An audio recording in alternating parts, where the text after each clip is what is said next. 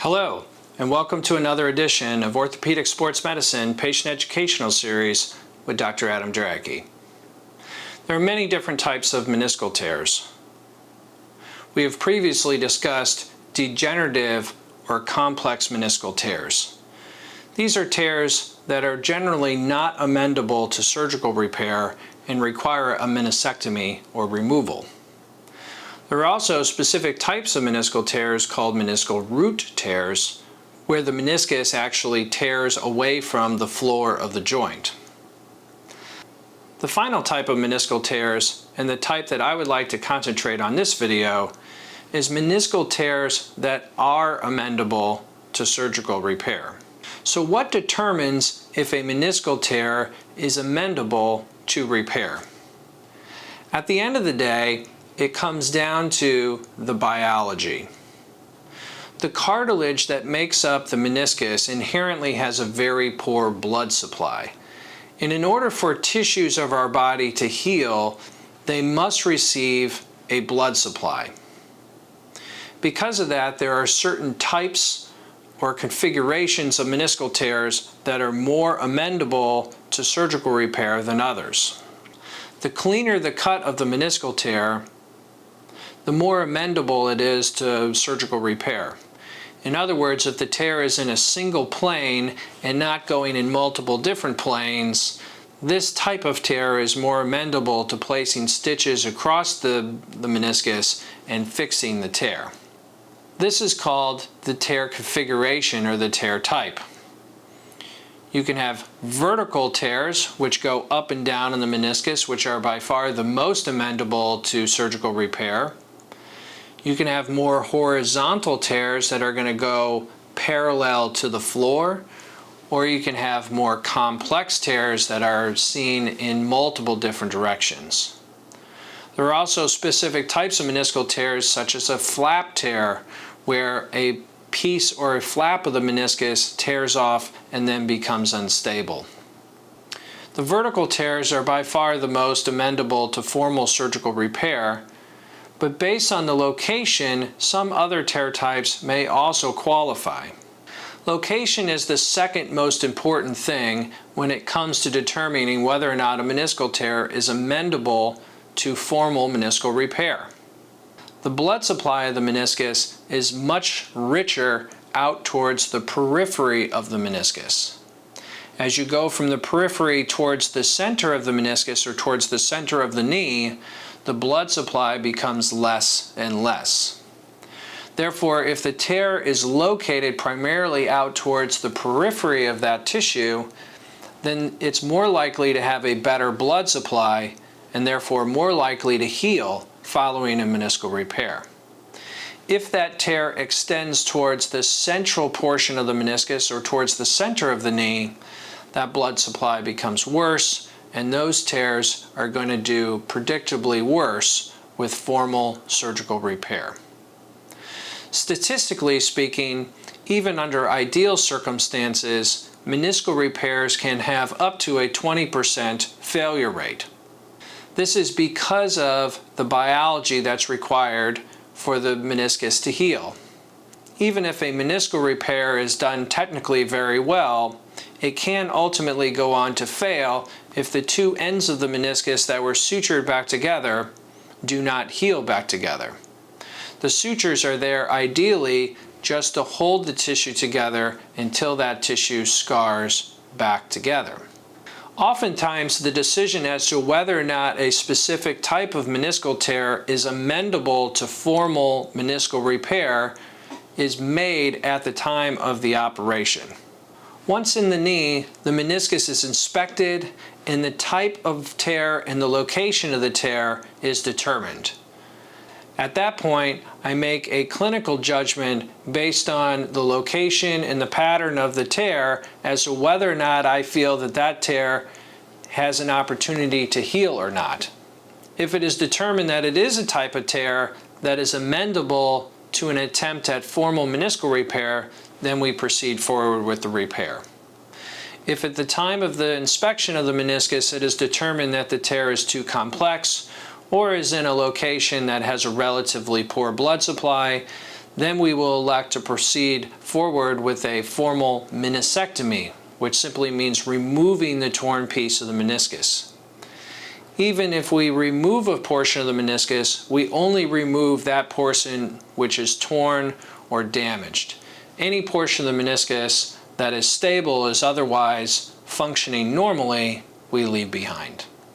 If at the time of the arthroscopy I determine that the meniscus tear is amendable to formal repair, then we will place a series of stitches across the meniscal surfaces to get that meniscus to heal.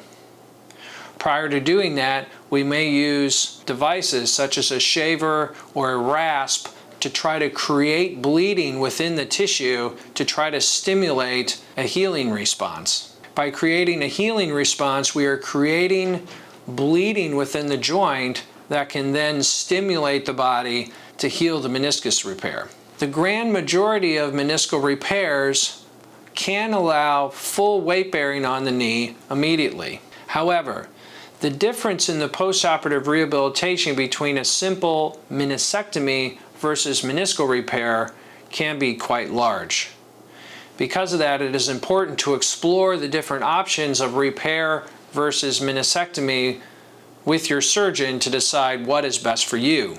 With a meniscectomy or removal of the meniscus, you do not require any bracing. I do give you crutches for the first day or two, but you are putting weight on the knee immediately following the procedure. You start physical therapy with no limitations on the knee on postoperative day number 1.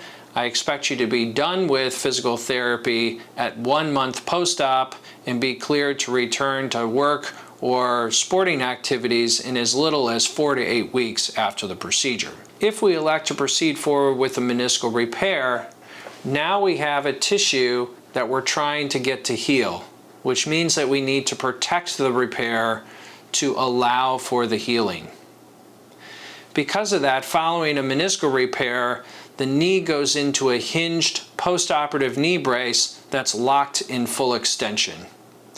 Although you can put full weight on the knee following a meniscus repair, you are doing so with the assistance of the brace locked out straight, as well as crutches for the first 2 weeks. The following 2 weeks, we allow you to ambulate as tolerated in that hinged knee brace locked in full extension. For the first 4 weeks following a meniscal repair, we limit your initial postoperative range of motion from 0 to 90 degrees. This is to avoid deep flexion angles that may put additional pressure onto your meniscal repair site. During the first month following a meniscal repair, although you are placing weight on your knee, because of the bracing and the limitation in your rehab and your range of motion, you do have considerable amount of muscle atrophy or deconditioning of the leg that takes place within the first 4 weeks following the procedure. At 1 month post-op, we begin to wean from that postoperative hinged knee brace. We also allow range of motion to full flexion. Although it's usually quite easy for patients to get the remainder of their flexion back in the 2nd month following their meniscal repair, the result of the deconditioning has left the leg very weak and easily fatigued. Because of that, it will take many months of physical therapy following removal of the brace to build the strength and the endurance back up in the leg. And it's the strength and the endurance that ultimately allows patients to go back to full, unrestricted use of the leg or knee, whether that be at work or in sports. It is not uncommon, in fact, for patients to take 4 to 6 months of rehabilitation, either formally or with a home exercise program, to be able to regain full strength of the knee and the leg so that you can protect the knee from further injury. It is at that point that I clear patients to return to sport or to work. Once returning to sport or work, you do not need any bracing, and I allow you to go back unrestricted. Because there is a 20% chance of a meniscal repair not healing, I never really consider patients completely out of the woods in terms of a successful meniscal repair until they have returned to work or sports without any recurrent pain or symptoms. Oftentimes we don't know just how the meniscus is going to perform until we really challenge it with these higher level exertional activities.